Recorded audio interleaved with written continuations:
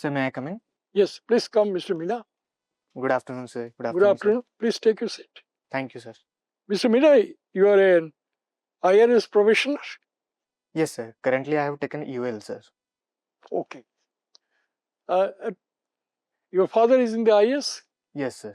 So you are in the best position to tell us why you should prefer IAS based on your experience. Sir, right from my childhood, sir, my father has been a role model for me. And, sir, I have seen from a very close eye how an IAS officer works. So, sir, that was my inspiration to take up civil services as an examination. And, sir, I think that being an IAS officer, it provides us a great opportunity to help the society as well. So, that is my reason to become an IAS officer, sir. Okay. Tell me, what is rules of executive business of the government? I'm sorry, sir, but I'm not No, exactly no. aware about that, sir. What do you understand by disturbed areas?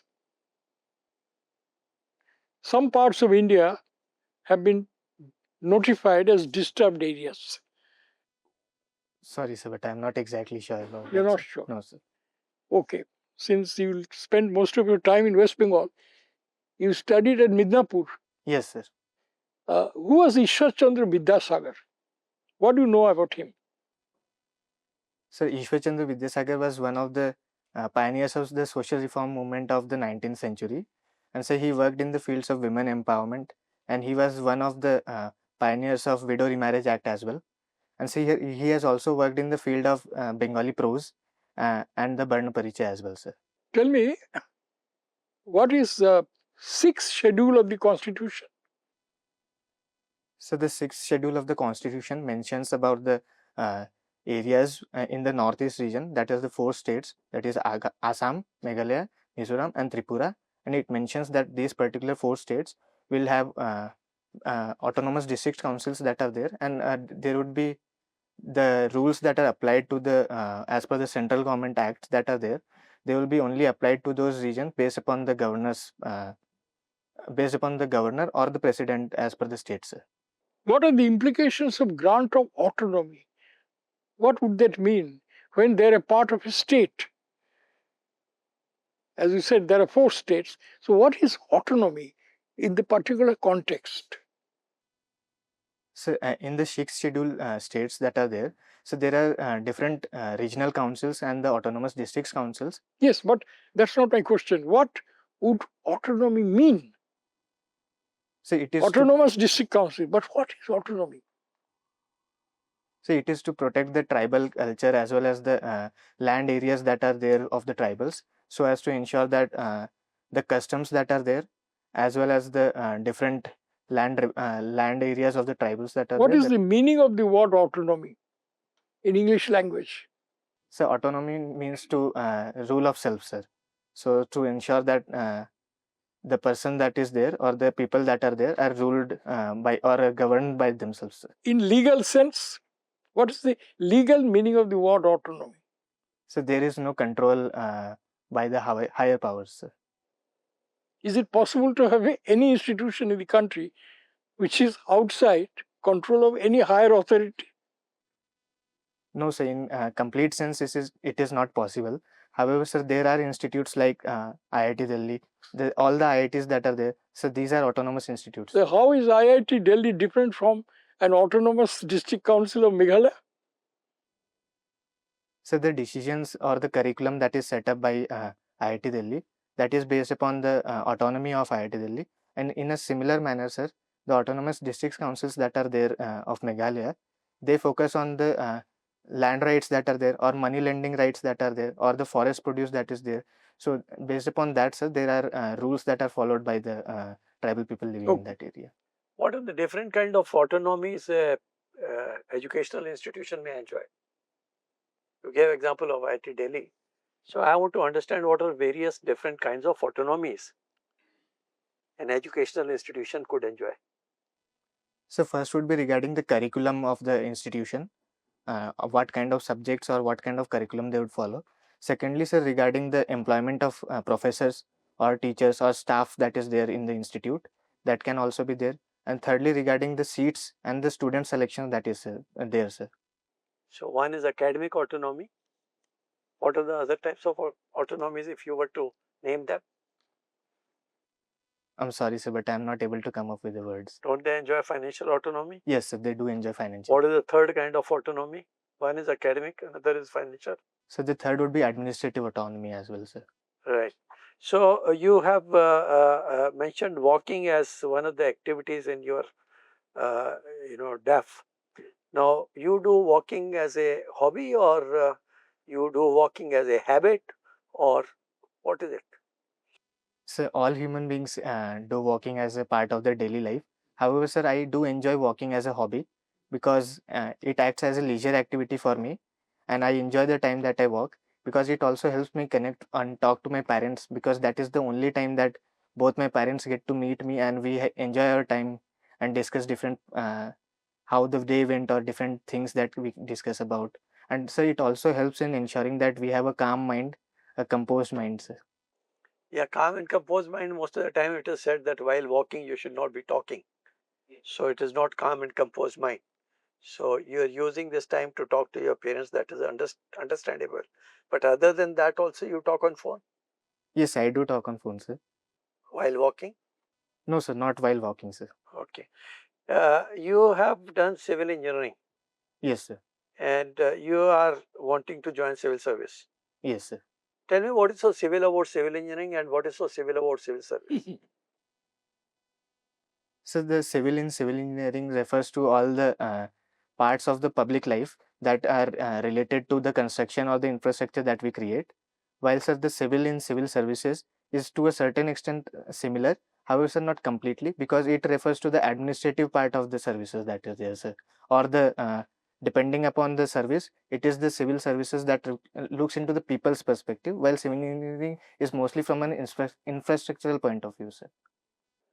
Civil engineering is distinct from other branches of engineering which describe clearly. Mining is clearly described, then your mechanical is clearly described, electrical is clearly described, computers is clearly described. What is the civil? Where does this word come from? I'm sorry, sir, but I'm not exactly sure about that, sir. And where does the word civil service come from? Sorry, sir, but I'm not exactly aware about that. Is it not distinct from some other service which is not civil service? Sorry, sir, but I'm not aware about that, sir. You are not able to define that civil is different from military service. No? Yes, sir. So it is Civil is different. not different from judicial service. Yes, sir, it is different, sir. What else? What else would you like to say about civil engineering? Can you say anything more on civil engineering? I'm sorry, sir, but it is not coming to my mind right now, sir. How are IITs governed? You've been part of IIT and you have recently graduated from IIT Delhi. How are IITs governed? Tell us the model of governance in IITs. So in the IITs, there is the director, that is the highest post that is there. And so based upon that, there are several deans that are there. Like for academics, there is a different dean. Then there are different deans for administrative purposes as well as different purposes. And so based upon that, we have a council, that is the governing council that IITs have.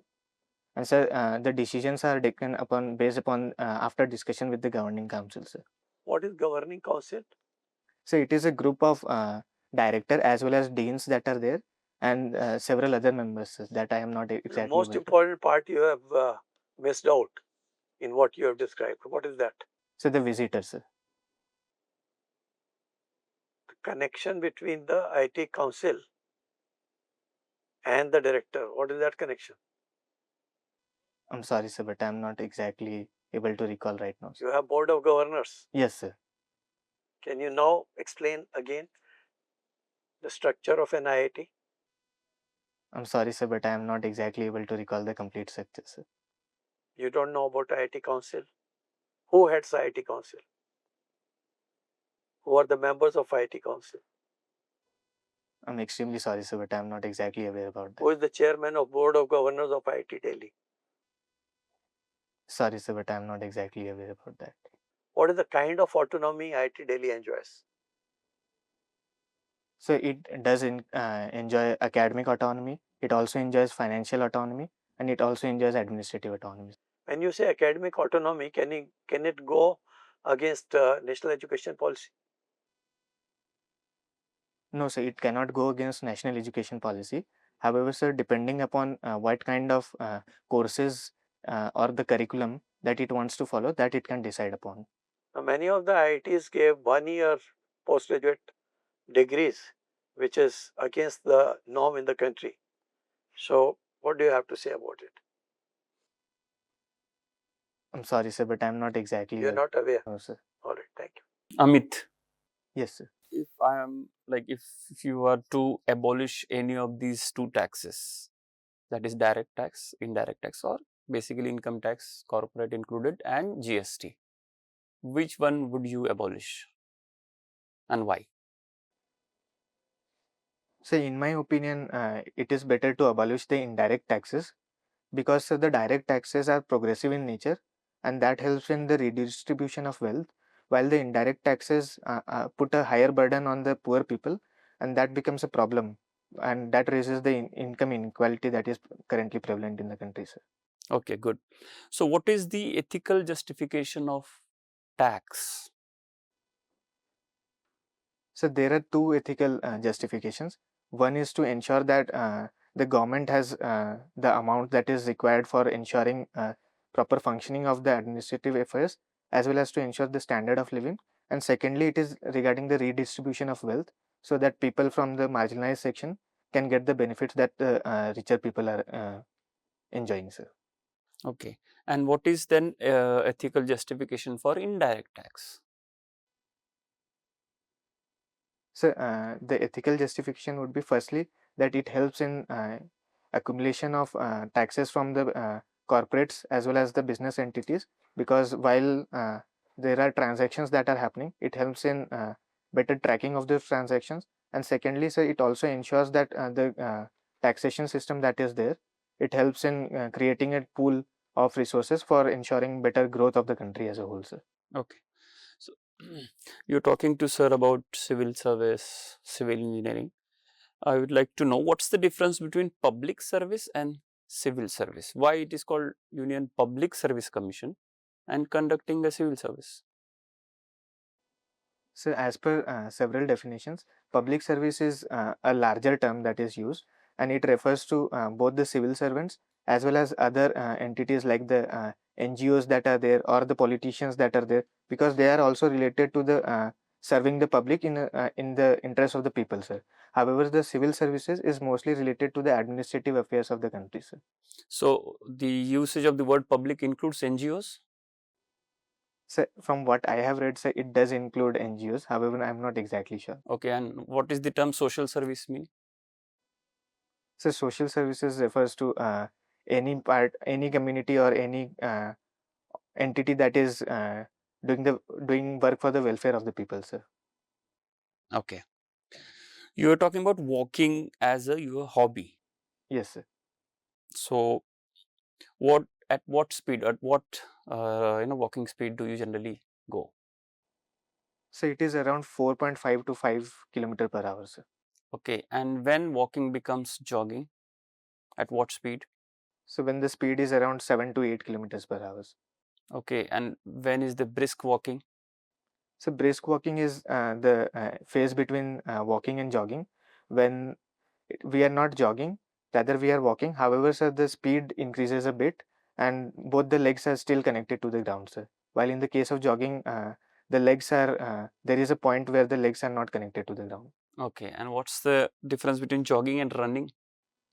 So it is mostly related to the speed of that is there, and secondly, sir, it is also related to the feet movement, because in the case of running, the movement of the feet can be in the case of jogging, it is mostly from the heel to toe. However, in the case of running, it can be different for different athletes. Okay, and what's the difference between running and sprinting? So in running and sprinting, it is mostly related to the higher speed that is there, as well as, sir, another difference that can be there is sprinting is only for a short duration or a short length, while running can be for a long time, sir. Have you read today's newspaper? Yes, sir. What was the news that caught your eye? So it was related to the Israel-Hamas peace deal, sir. Okay. Anything from the place where you have spent most of your life? Yes, sir. It was regarding the verdict of the Arjikar Medical College case. Okay. What was the verdict?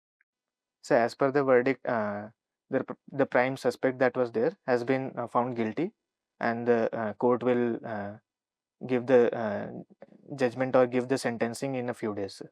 Okay. Thank you. Mr. Meena, your early education was at Midnapur. The district has a special place in the history of India's freedom struggle. Do you know about it? Yes, sir. So the freedom fighter Khudiram Bose was from Midnapur, sir. Anything more than that you know about it? And this is also contestable. How do you prove this statement you have just made? Do you have district-wise data? No, sir. I Then not. what basis? With your engineering background, how do you make a statement? So as far as I can remember, sir, Anything more important than that, for which Midnapur occupies a special place in the history of freedom movement, especially during 1942 August movement. Okay, who was the founder of Calcutta? So the founder of Calcutta, I'm not exactly sure, sir. You're not sure. Who created the institution of district magistrates? So it was Lord Cornwallis, sir. What's the basis of your statement? Have you read anything about it? Or are you just making a guesswork? No, sir. Who was Lord Cornwallis? When did he live and work in India? Sorry, sir, but I'm not exactly aware about the years right now. Okay. What's the difference between LOC and LAC along our borders? What's the difference between the two? So LOC is the line of control between India and Pakistan. That has been. LOC is the line of control between India and Pakistan. Okay, then? So and LAC is the line of actual control that we have between India and China. What is the difference between control and actual control? So the line of control has been the ceasefire line based upon the earlier wars that we have found, and it is based upon the discussion between both the countries. While sir, the LAC is when? not a. When was the discussion held? I'm sorry, sir, but I'm not exactly able to recall it. Sir. Tell me, do you consider Bangladesh a democracy? So from the recent happenings that have been there, sir, so it is not a complete democracy. Is it an incomplete democracy? Is that what you are saying? What are the cardinal features of democracy which you don't see in Bangladesh? So the most important feature would be free and fair elections. Sir. Anything more than that, that's a process. So secondly, it would be the will of the people that is there, and based upon the will of the people, the political parties or the. When was the constitution of Bangladesh enacted? Was it a democratic constitution? I'm sorry, sir, but I'm not exactly aware. What do you know of St. Martin's Island? Sorry, sir, but I'm not exactly aware about that. Sir. Okay. You see, I find that you lived in Rajasthan. Yes, sir. Yes. You went to a school with an interesting name, Shiv Jyoti Convent School. What is convent? What is the meaning of the word convent? So, as per the definition, a convent is a place where the nuns reside, sir. So, your school, was it a convent in that sense? No, sir, it was not a convent in that Then why sense. was it called convent? So, in my limited understanding, I think that it was to attract more students from the English medium perspective, So, sir. isn't it a criminal offense? Misleading people? Suppose you're posted there, will you not file a first information report against the principal of misleading people? But could there be any other reason why the word convent in northern India is associated with a particular type of schools? Yes, it is mostly related to missionary schools that were constructed, sir. No, but your school is called convent. Why didn't you raise this point with your principal? I'm sorry, sir, but Will you raise the issue now, suppose? Yes, if I do get the chance, I'd like to ask regarding that, sir. Tell me, what is the difference between fiscal deficit and revenue deficit? So fiscal deficit is the complete based upon the complete capital received as well as the revenues received. That is the difference that we have. While revenue deficit is only the revenue expenditure and the revenue gained. That is the difference. Which is more important and the first thing that you would see in a budget? So it is the fiscal deficit, sir, because based upon the fiscal deficit, we'll be able to understand the financial situation of the country as a whole and how the expenses are being utilized and where are the gaps that we can plug in, sir. Okay. Do you feel that as revenue service officer, you will be discharging sovereign functions of the government? And what do you understand by sovereign functions? I'm sorry, sir, but I'm not sure about. Okay, thank you. Your interview is over. We'll Okay. brief you. Thank you, sir.